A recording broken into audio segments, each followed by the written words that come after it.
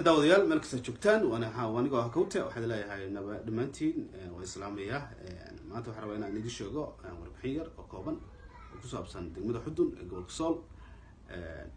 waxaan rajeynayaa in fariinteena soo gaari doonto haddii alla idmo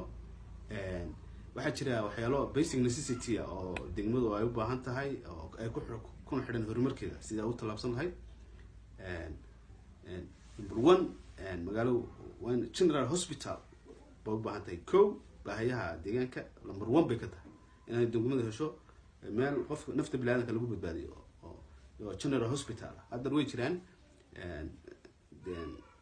hospital له الشخصية هذا لولي هاي ديجانك كهول كلا مركا تاس يجو لفت كده ويسود دالين ومدوين بيسوق قارسين هالكاس لكن ما تحلو بهاي general hospitals مقالة ضيالته number 1 سيدات كان نفهده وحي مركع عفمات الله حريرها لو بدباديو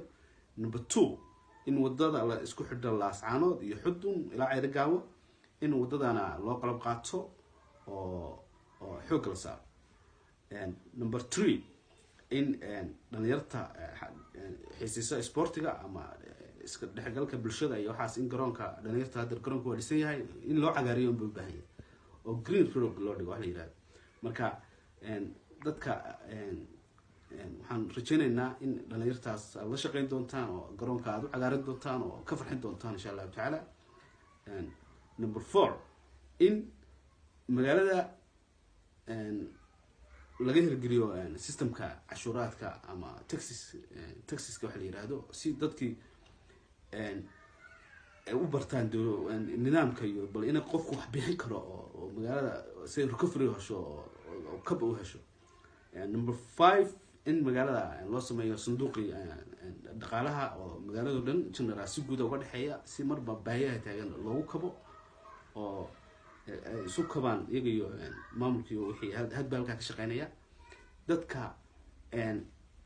deegaankaas ka soo jeeda waxaan leenahay meel kasta aad joogtaan barnaamijyada noocaasa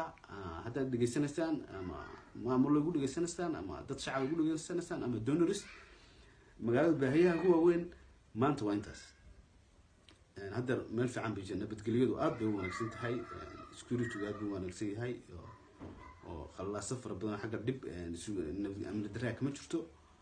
dhuxusha hadda iyada laftigeeda waa la joojiyay waxay daraagiska soo galgali jiray waa la xadiday marka magaaladu waxay u socotaa dhanka horumarka iyada laftigeedu dadku waxay doonayaan wax cusub oo innovation oo magaaladu ay ku talaabsto marka reer Xudun meel kasta aad joogtaan waxaan leenahay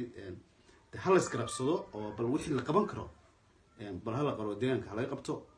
waaniga Maxamed Cawil Kawte aad baan salaamaya